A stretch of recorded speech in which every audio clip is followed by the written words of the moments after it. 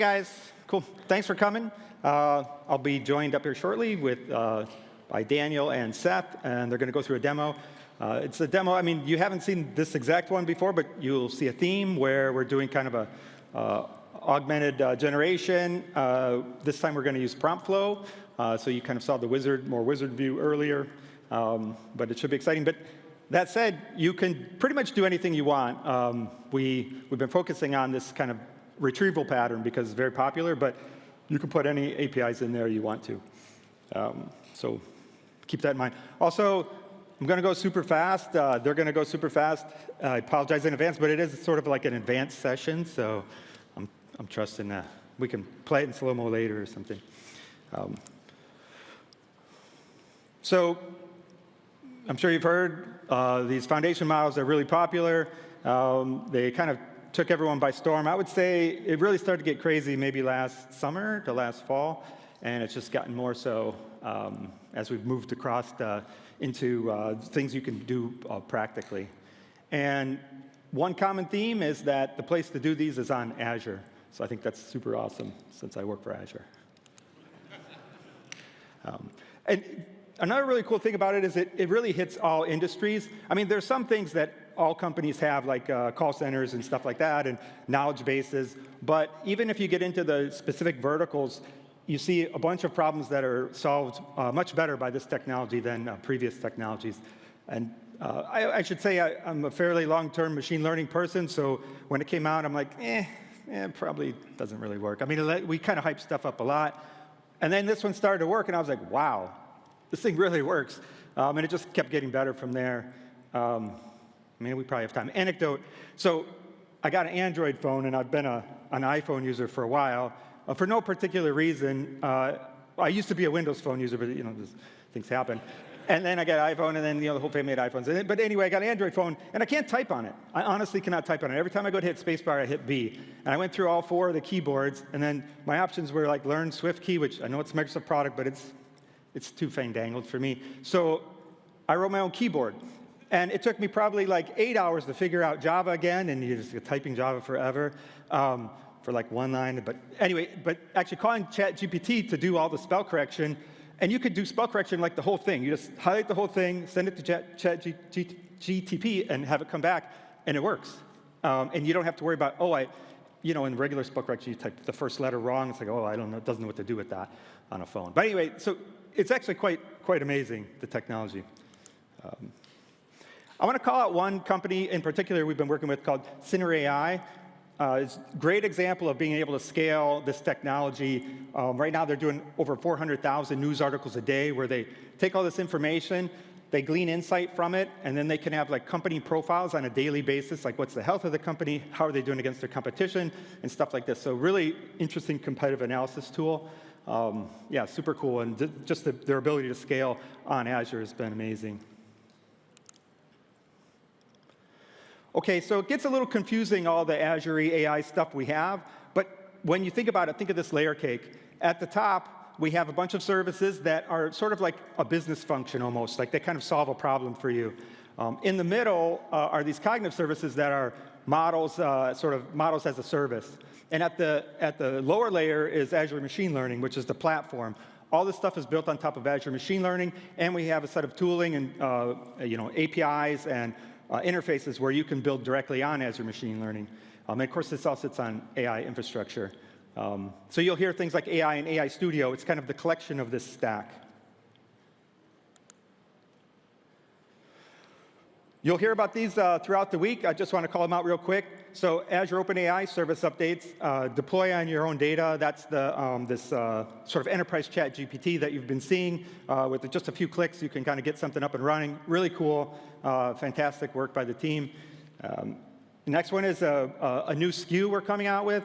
I'm really excited about this because you get sort of dedicated bandwidth or dedicated allocation of tokens per second or something like this. So that'll be awesome. And the third one is the plugin service that you guys have been hearing about. And you'll continue to sort of improve your understanding of what you can do with that over the course of the week. In Azure Machine Learning, what we've been doing is we've taken this platform that has been fairly well established in traditional machine learning and DNNs and stuff like that, and sort of adding in capability for generative AI application development.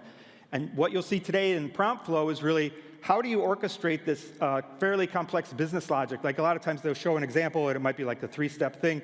But in practice, once you get going, it often gets more complicated than that. You have multiple data sources. You want to, let's say, filter or post-process the data coming back from an API call, all this kind of stuff. So we'll go through that today. But it's not just prompt flow. It's sort of native support for any model that you want and what we call the model catalog. But we have a bunch of OSS models in there. That goes live this week. The ability to deploy this to an endpoint, to put responsible AI in it. There are a bunch of different ways you can do that. We have some really cool dashboards that you'll see later today. I really encourage you to go to that session. And of course, once you deploy it, because it's on managed inference in Azure ML, it scales like crazy. And you can monitor it. You get like specific monitoring that's out of the box for LLM applications, like how many tokens am I using and stuff like that. So really excited about that. But you know, let's see if we can get to it. If we can bring Daniel and Seth up here. All right. Here we go. We don't even get like walk-on music or anything. Oh, dun, dun, dun, oh dun, yeah! dun, dun. Hey, your computer's locked here, Greg. Hey Seth, how's it going? You gotta get it. Actually, I should probably leave. No, but you gotta unlock your machine, man. Yeah. This is my boss, and I'm using his machine, so All right. I'm pretty excited. All right, so what are we doing? Okay, Seth, why don't we start this off with a little challenge? Okay. Can you explain in 3 minutes how LLMs work and what RAG is? It's been kind of all over the keynote, but I don't know if that was kind of. Are we going to time it at actual 3 minutes? Yeah, I got like a timer here. 3 minutes. Okay, there you go. Large language models, all they are. I'm going to go into TED Talk mode and use my hands aggressively. All large language models do is they take a fixed amount of tokens or words and they retrieve the next single likely token.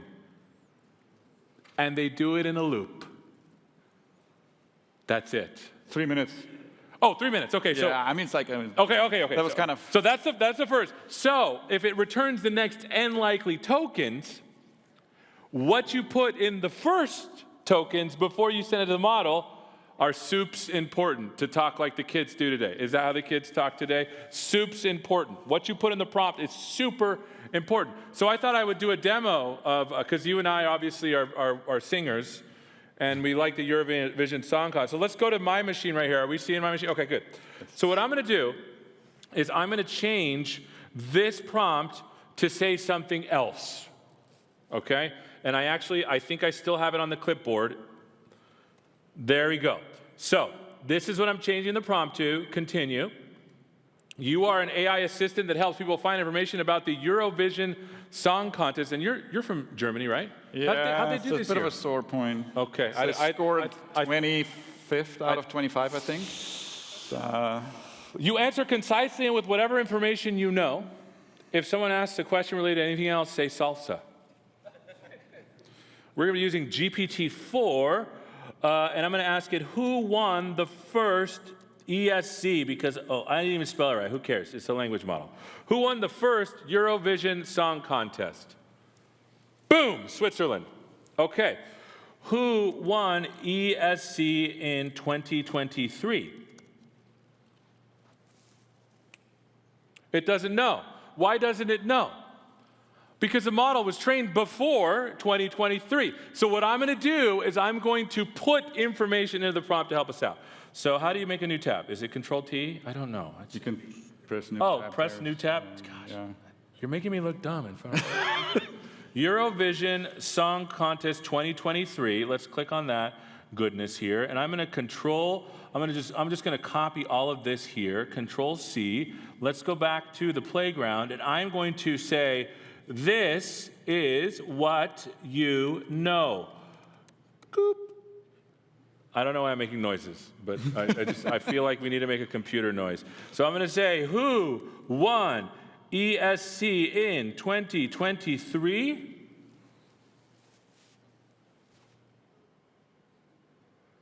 Sweden. Do you see that? That is effectively RAG. Retrieval, augmented engineering. It was an artisanal way of doing it. You know, artisanal, handmade. What should I put on my tacos? Am I over? Oh, no! You're done. Hold on. What should I put on my tacos? It works. It worked. Is that helpful? I've not seen that work before. We Thank you. actually rehearsed this. By the way, this is a real thing. This isn't like a videotape like we had in the 90s. I always say videotape. That was weird. Okay. I haven't seen a tape in a while. Okay. Okay. So now that we know what a RAG is and how LLMs work, why don't we kind of go into our demo where we actually show the app that we built? Cool. So let's go to Daniel's machine here. What we did is, do you want to switch over there? Oh, what is it? Is there 11? A button? 11. Okay. I think so. Yes. We did it. So since it's the era of the Copilot, I think I counted Copilot in the keynote. I don't know. I stopped counting after like 30 or something. So there's a lot of Copilots around. A lot of Copilots. And obviously the assumption is like, hey, how do we build one? So we wanted to build one as well. That's what we did. So I'm like going to log in. Actually too.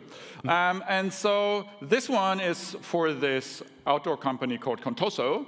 And the Copilot is helping the customer service agent to help the customer during a chat interaction, right? So, and Seth he's on his machine right now, so he sees this. Yes. And I'm on my machine, I'm the customer service agent, and I'm waiting for Seth to log in. I tried to, you might have to reset it, man. I'm sorry. Okay, so sorry, we left it up here, and now it took a nap. Oh, look, there I am. There he was, and then he left. Oh, man. Okay. Do it again. So let me do it again. Let me log in as Seth here. And yeah, there I am. He is. Okay. I'm in. So the first thing that this app shows me, and that has got nothing to do with AI, is like, okay, Seth is logged in on his website, or on our website rather, and with his user, and so we know who he is, how he looks, also where he lives, and we have his recent purchases, right? That's so right. we know what he bought. So when he asks us a question, we can kind of make a connection to what he bought and what the question might be in regards to. Should I ask the question? Exactly. Go ahead. Important question here. Important question. I'm planning a trip to Patagonia. Will my sleeping bag keep me toasty warm? Yeah, that's an important question, because I don't know where Patagonia is, but it feels like it could be cold. Yeah, it's in the southern tip, kind of South America, sorry. Okay, so we got two things that the Copilot is now doing for me. First, it infers an intent. So what does a customer want to do here? They have a product question. They could also want to like return a product or something. So, and then if it's in regard to a product, then please kind of identify which product it is, right? And give me some information on that product, and that's what's happening over here. And that's where the retrieval part comes in that we talked about. Like, so the product, the Copilot is actually retrieving that information, and it's showing it to the person, to the user firsthand. And then secondly, it is going to use that information to craft a good reply.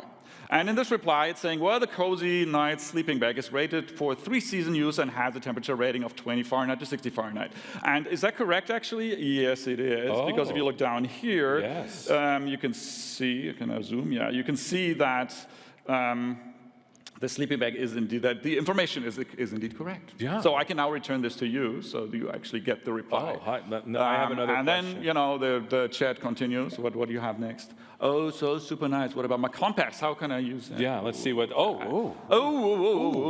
Another product question. Now it's about the compass. Okay, the Pathfinder compass is a great tool for navigation, and so on and so forth. So that's kind it works. That is our Copilot. And this is an actual Copilot that's actually helping someone with their job. Because I could, in theory, log in as someone else, and there could be other. You see what I'm saying? And so it's a Copilot that helps. So how do we build such a thing? Yeah, Daniel. So let me kind of go into a little bit of detail. Let's do it. So actually, I had like one slide here first to kind of, in case you didn't kind of fully grasp how this RAG thing works. User question comes in. The first thing that happens in that RAG, retrieval augmented generation, is the retrieval part. So usually there's some search. In this case, we had to kind of find out what the product was, and then we go to in cognitive search and find out some information about the product. And then we stick that into the prompt, just like Seth did with the stuff that he like pulled down for the Eurovision Song Contest from Wikipedia. That's right. Only we're going to our product database, and we stick that into the prompt, and then ask the user's question, like pass the question of the user just right into that prompt as well, and say, that's what the user wants to know, and here's what you know. And then the large language model comes back with the result.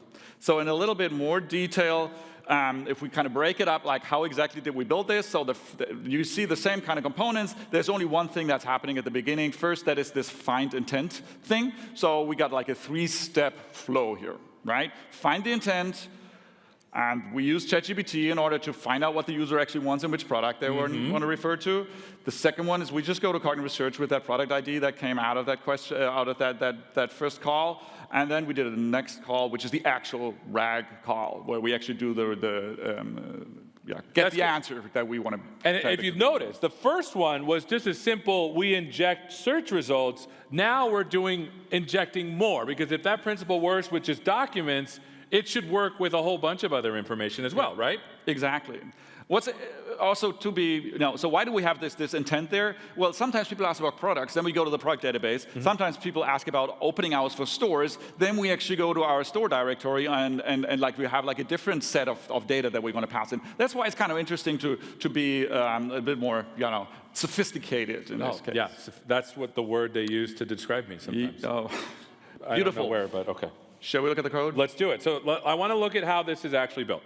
Yes. Okay. So in order to build this, I used LangChain, which is a popular open source framework. It helps you to abstract from different types of LLM providers, and it has a bunch of components for building agents and tools that you can plug in. So it's very useful, and it's quite popular. So and using that, I'm just basically building out those 3 components that I have, like the customer intent, the product search, and the product RAG as 3 different Python files here.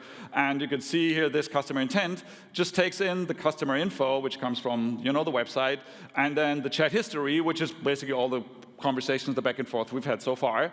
And then with the last one being the question of the user, that's to be answered, right? And all we do here is we got these templates here, and these templates are basically those, the things that it's all about here. Prompt. The prompt, yeah. Exactly. All that's happening here is like, okay, let me find the connection to the model that I'm calling, the large language model in the back end in the cloud, and then I'm going to basically, I'm building a prompt, and then I'm stuffing this data into the prompt and run it. And so this is standard LangChain. That is standard LangChain. Okay. And in the end, I get a reply back, which is, of course, some text. I'm asking the model to return some YAML, but it always doesn't always kind of give me YAML back, so I have a pretty robust parsing function that kind of doesn't crash when the data isn't fully well formatted. So there's like layers around what the model returns, both on the input and the output. Exactly. Smart. Okay. So, and then the second thing here is just a product search. It really just takes the item number in and then goes to the cognitive search to look for that item number and give me back what's there. If it isn't a product item, that's kind of the thing I mentioned. If there's no product item because the intent is somewhat other than the product-related content, I'm just giving back some general information. Interesting. Right? So that's what's happening here. Smart. And then this one is the product RAG, and that one just looks very similar. There's just more information now. I'm passing everything I know. What's the current date, and who's the customer, what have they ordered, and all the information that I've basically gathered along the way, and just sticking it all into the prompt and run another chain, like another request to the. So it's like 3 different parts of 3 different LangChains working together as friends, Exactly. Cool. All right. Well, can we see it run? That's how it works. And I think one thing, Seth, you might have realized is there isn't a whole lot happening in this Python. Not really. Right? I actually looked over the lines of code, and it really wasn't a lot. No. Yeah. So either this is really simple, or are we done now? Oh, we're done. Let's go home. Let's pack it up. Let me demo it so people actually understand this is actually working. So here's a console app that is all happening on my laptop, with the exception, of course, of the calls that go to the large language models. And so I'm just going to be customer 13, which happens to be Seth. That's me. Hi. Right. And then I can ask about, like, does my compass work in South America? Right? And what's going to do is going to ask, it's going to kind of come back with a intent first and the product item number, and then it's going to give me an answer. Well, it doesn't work in South America. However, the accuracy, blah, blah, blah, and so on, right? Oh. So we're done now? No, I mean, That's not working. I feel, built a Copilot. look, I mean, this is... Like if it was 1987 and this is the interface we give our customers, number one. Number two, you just ran it. Like how do you know it actually works? You just ran it one time. You got to run. It worked one time. Yeah, but how do you know this actually works with different prompts? Because I've heard that prompts are sensitive, kind of like me. Yeah, so that's where prompt flow comes in. Okay. And prompt flow is a new feature of Azure Machine Learning, the Azure AI platform, and it allows you to do 4 things. One, it allows you to run your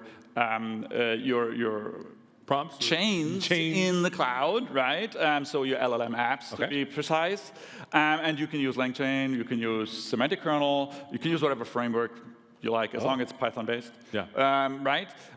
Secondly, it allows you to experiment with your prompts and your app, so it's settings of the app. So you can run bulks of data through it. You can run, you can measure outcomes, and then start to change your app or change your prompt, and then see how those changes impact that. Well, I want to see it. Output. Can we get it in there? Let's do it. There's 2 more things. I said 4. Oh, sorry. I'm sorry, Daniel. There's people watching. I know. Oh, gosh. Are we in a rush? Yes, Let's we are. Anyway, so thirdly, you can deploy your app to an authenticated endpoint, which is like a feature of Azure Mainline and has been for a long time, pretty much since inception. But it allows you to do things like safe rollout, traffic split, and so on and so forth. And the 4th one is you can monitor the app as it executes, and then you can see how those metrics develop over time as your app is running. Can you show us? I want to see. Okay. Promising a lot of stuff. You're in a rush. And the people are in a rush. Yes. Okay. So here is. Here are the prompt flows that I've built. So the one that represents our Copilot is this one here. It's actually big enough. Yeah. It should be. It's loading. Is it loading? It's like he said it was a big prompt flow. I mean, I guess he wasn't lying. It's a huge one. Can we get those pipes unclogged out there, friends? Let's go back. Maybe let's go to this one. Oh, okay. This is already loaded. Okay. So now, okay. So just to show you, it actually did work. This prompt flow contains the same 3 elements that we just saw before, right? So you got one, customer intent, and let me kind of make this a little smaller. You can see that it's basically, or it is very much the same code that I already showed you. It's exactly the same code, isn't it? Somehow I'm having trouble moving the divider. The product search, same thing, same code that you see here, where it just basically says product search, passing in. So those 3 things are unchanged. The part here is like you have some inputs at the top that basically show what inputs go into the prompt flow. So you have the customer info and the history, right? So it's basically your question and what you ordered and all those things we know about you. And then there's some outputs here, and here we're outputting the customer intent, and then the product context, and then the reply that actually we want to. And this is cool because I know all of you are looking at these like these are all chat apps. They can be whatever you want. It's not just chat. It's It's like a large language calculator where you can do text stuff. And that's the thing that I want to make sure that impress upon you. It's not just chats. It's way more than that. And hopefully you remember that that's the case because it'll inspire you to do cool things, I think. Yes. Yeah, so for example, you could also help a customer that you're just on the phone with and transcribe, and then, basically get that automatically into the system. So there's like limitless opportunities. Right. We're curious what you guys will build. So what I haven't done yet, is I haven't run this yet, right? So let's do that. So if I just run this, hit the run button, it's going to execute this flow with the inputs that I have here. So one input is here. That's, again, it's you and your data. And here is what you were asking. I'm planning a trip to Patagonia. And, will my it finished. thing work? Yeah, it is finished. It's rather quick. And here you can see now all the inputs and all the outputs of this thing. So don't be shy. This is cool stuff. I know. This is the first time we've seen this. This is cool. Okay. Look, this is cool. I'm not saying, because they clapped a little. It was golf clappy stage. But the thing about it is that you did the same thing that you did before. You tested one prompt, but in a different place. Yes. So I want to make sure this works for the most of my prompts. How do I do this? So there's a thing called bulk test Oh, up here. we So didn't if I find want to it- do we didn't more find than this at all. one, I can just hit the bulk test button here. There's a data set that I have prepared, which contains customer info and history, but a lot of it. Right? It's the same input Bunch. from before, but multiples of them. Exactly. Okay. Yes. It also happens to have some ground truth. We'll get to that in a second. Okay. Right? So, but these two are important, and then I'm just going to run this here. I'm not going to do evaluation yet, and then submit it. And so this is going to take a couple of seconds. So Should we just stare at each other? yeah, or make like super funny jokes? No, let's kind of don't go have here any. Okay. and see what the outputs look like. I ran this before. Okay. In the interest of time. Okay. Okay, so what we see now is like, okay, we got line number 0, and that's what the information is there, but the output was there. So that is all basically now, but loads of it, right? So now I can run a lot. That's really cool, but Daniel, let me read the script here. What do you have? How dare you? No, wrong script. No, like the data scientist in me is looking at this and thinking, if I have 100 of these things, am I just supposed to read them and be like, that looks good, check, and then just do that? I feel like my data scientist is screaming at me to be able to score this somehow. Yes. So you want some metrics? Yes. Yes. Okay. That's what I want. Let me show you inside here. Yeah. So let me Okay. go back to this guy and see how we can actually. Oh no, actually, let me go to the other flow, which is our deep dive into just the customer intent. So we Okay. just want to actually get like really better at detecting this customer intent. So you're looking right? at the first part of the prompt Exactly. flow, just so Yes. we can show Yeah. testing. Yeah, and so get all that the thing other has its own flow, its own prompt here, as you can see. You're given a list of orders, and then it says like, okay, here's all the possible things that you could infer as an intent. Those 5 things, right? And so this is a classifier for data scientists. It looks like a classifier. You get something, and you should assign it a class, right?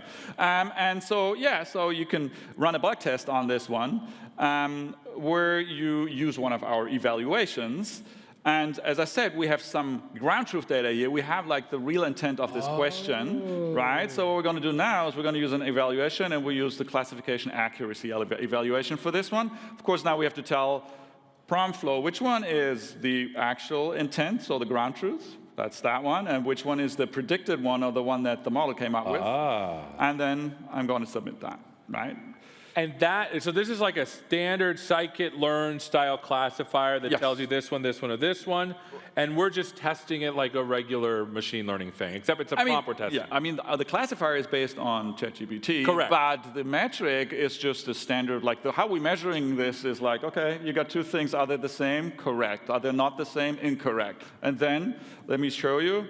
So if you go here to the outputs, Give it a second. yeah, you can see now here, once I turn on the evaluations.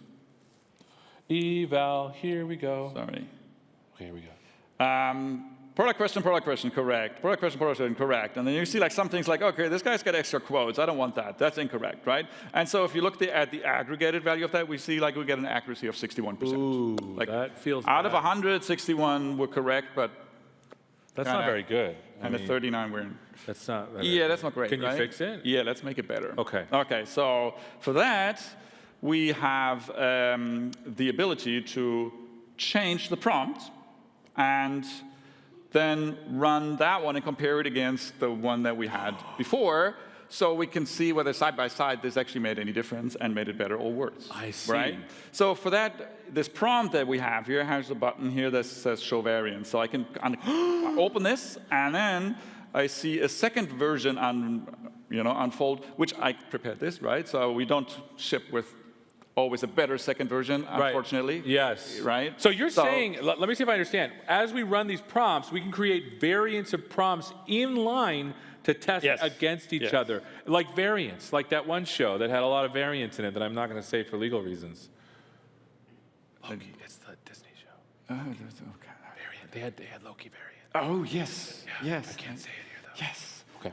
I think my daughter. So these are prompt variants, and they're supposed to test if changes make any effect on the output. Exactly. Okay. So here I've got now a different one. This one actually uses this so-called one-shot pattern. Okay. Right? So it basically gives you an example, and then or the model rather, and then it tells the model, this is how you should answer with this, for this, right? This kind of stuff. And then it knows much better how to actually handle these things. So if we run this, it's another bug test, and this time we're actually going to say, yeah, turn the variance on. Again, same data set, and same metric, and You got to. It's the same thing we did before, right? Yeah. Just with the variance turned on now. And oh no. Oops. No, I will get them all wrong. Oh come on, intent. There you go. Thank you. Okay, so I'm submitting this. That will take me to, I think that one. Yes, the run with variance. So if I look at the outputs here. You see there's like variant 0 and variant 1, right? So variant 0 has an empty intent, not so great, and that is obviously incorrect. The variant 1 got it wrong too, but it at least didn't give me something empty. So that's a step in the right direction. But if you look at the quotes here, it actually, let's variant 0, variant 1 for the same input did actually fix it. Oh, that's cool. So, and in the aggregate, let's look at that, and that shows that 72% is now correct. As opposed to 7. And that's a lot better. 62, right? So I'm not trying to throw like a wet blanket over all this stuff. This is classification. The whole Copilot, though, returns free-form text. How do we test that? Yes. So it's all basically down to which metrics do you use and how do you calculate those. Can you show us? And it's actually a pretty hard problem to calculate what's a good answer to a question that somebody gave you. What's a good answer? Yeah. And for this RAG pattern, we actually have a particularly interesting way of measuring that. Oh, do we? Because by RAG pattern, you have context, and based on that context, you want the model to answer a question. And you want it to just answer based on that context. Like the Eurovision Song Contest. Exactly. Text yeah, don't make up who won. Yeah. Just look at that, and if it's not in there, say you don't know, right? And that's what you can do with the RAG pattern, and we call that groundedness. So your data is grounded, and it's been mentioned in the keynote a couple of times as well. So what we can do is we measure how grounded is the answer, right? So let me show you how. And it's just gonna be you're gonna find this very interesting. Let me go back to the other. Obviously to the second step, because the groundedness we want to measure on the second step of the pipeline. And so this time, what I'm going to do is I'm going to, again, same data, but this time I'm going to use the groundedness evaluation, right? And the first thing this thing is going to ask me is like, hey, which model do you want to use? That's weird. Why does it need a model to test groundedness? Because the way that we calculate the groundedness is by using ChatGPT or an LLM, right? So I wish I had a button there and go, ooh, maybe you can do it? Ooh. Now, I want to emphasize, because this probably was like, what the heck are they talking about? We use GPT-4 to look at the data that you're giving GPT-3.5 and the answer to score groundedness. And you're like, that sounds weird to me. It's like plugging in your plug into the other end somehow, but that's not how it works. Machine learning has advanced because of certain patterns, like generative adversarial networks, have you heard of those? Where models fight against each other to optimize each other, and we're using GPT-4. So if you're wondering, like, hey, they haven't talked about GPT-4 this whole time, turns out that we're using GPT-4 not for what you thought, but for scoring groundedness on the responses of the model, and this is all built into PromptFlow, right? Yeah, and the other reason is like we had to submit the talk. Oh yeah, we had talk to submit like way ahead of time. Daniel, shh. Okay, so here we go. This is the result of this run, and what you see in the end is like it gets the GPT groundedness score, and that score goes between 1 and 5. Right? 1 means it's completely unfounded, like what the model answered with is not founded in the context, in the product information that we gave it. Meaning, well, it says that the sleeping bag is okay for minus 45 Fahrenheit, but it just says like 20 Fahrenheit in the description. That would be very unfounded or ungrounded. Yep. Right? And in this case, most of the answers were actually found to be Very grounded, right? There's like, for example, there's one here that isn't, you know, you would have to go now and investigate, like what's going on, why does it get taken off track? In aggregate, we're actually at 4.31, which isn't terrible out of 5, so it's a pretty decent score, but you can optimize. If you want to understand better how, Mernoush and Sarah, our colleagues, have a session in this very room at 4 o'clock where they're actually going to go in much more detail into groundedness and how to improve it with special prompt techniques. And now it's important because it's not just about making prompts and shoving them into models. You got to do this responsibly. I mean, you have to have both. If you do not have both, you're not using these things responsibly, and that's why we've spent a great amount of effort and sleepless nights making not just prompt construction and evaluation important, but also the scoring, groundedness, metrics, and RAI stuff built into it as well, and you need both. So if someone's selling one and not the other, you should be careful because you could be exposing yourself if you do not at least start to look at what the thing is outputting in bulk. Does that make sense? Just a safety tip here. Okay, quick look here just to make sure people see these ones. Okay. There's a few more metrics, and many of them are, the majority of them are actually driven by a large language model. So you can see what is the relevance of a question, of an answer pertaining to a given question. And so what is the similarity? We have a pairwise evaluation. So interesting stuff that you can use in order to measure the quality of the generations that you're producing. Hold on. What if I don't like those metrics and I want to make my own prompt to measure my own stuff? Yeah, you can just go and create a new one or just clone one of these. So if you want to go and say, oh, I look at this ADA simulation, similarity, I can just clone it and define it myself and then use it in my runs. And that's even better because now, because you're using GPT-4, you can change the prompt that tests your other prompt. And then you could make a test for that one, and then you could, if you... Yeah, and you could never, like, I mean, at some point you have to kind of bootstrap yourself. That's right, And this is, I think, the coolest part. The point is, these LLM-based metrics, you should also ground them in user-like eyes, human eyes at every so often, right? But it helps you to actually make progress and be able to iterate rather quickly without having to do like a lengthy, okay, let's go do like a labeling job by giving this to users, and then you have like 100 or 1,000 things that you need users to look at, and it takes a week, and it's very expensive. And so you can still do that, and you should do that from time to time, but way less often. So a question. Yeah. They talk a lot about vector databases, and I know can you tell us a little bit how you could make that work here? Very good point. What we saw here was the data was already in cognitive search, so there was no need for us to do anything. But if you are actually looking to kind of upload your data and you would just want to create a vector index, there's a feature in PromptFlow as well where you have a vector index here. You can create it. We ask you, it's the name, and then where's your data located? You can upload your local data or pull it from Git or from blob storage. In terms of which index to use, here you can use a FICE index, which is an open source tool, or a cognitive search index. That's what we support right now. It'll, basically create this all for you, and then you end up with a beautiful index that you can query in your RAG. I love it. So this is cool, but this is all still in PromptFlow. How do I put this into my app? That is very easy because PromptFlow, just like any other model or app in Azure Machine Learning, just deploys to an endpoint, right? So are you going to tell me it's just one button? It is. Let me show you the button.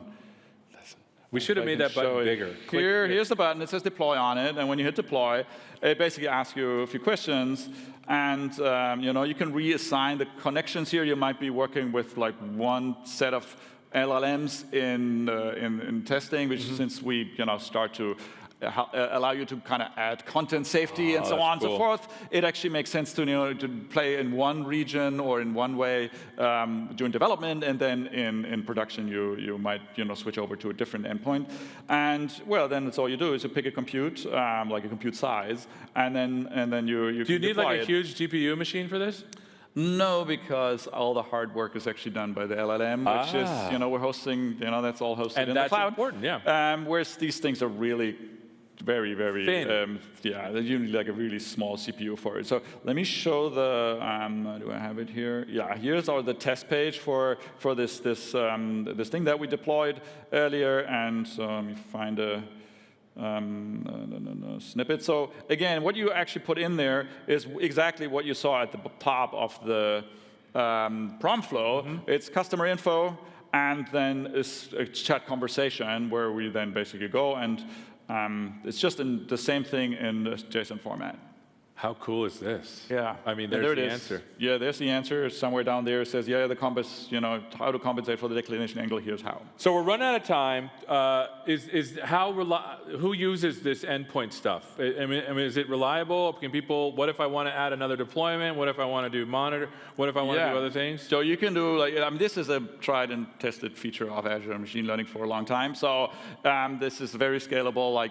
We run actually very, very large services off of it ourselves. So let's finish up with one more thing, monitoring. Yeah. Monitoring, exactly. Yes, let's do that. So here is the monitor that I've created for this, this service, or this endpoint. And so if I'm going to go to the monitoring page here, you can see that's the kind of page you get. You get some notifications here, and we're measuring and monitoring the groundedness over time, which means that if there's a dip like here, with like a data issue there, and so it was kind of predicting weird stuff, and so you can see that here, go in, fix it, and move on. So this is cool because now that you've deployed it, this thing is still, it's like a puppy, it pees on the carpet sometimes and you got to clean it up.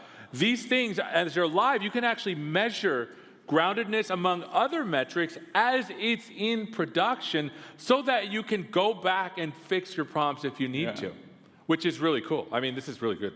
I think we got to close, right? Oh, so yeah, okay, he's giving us 1 minute, thank you. Okay, so last thing, model catalog. So we have this beautiful model catalog, was also shown in the keynote, and the OpenAI models are actually part of this.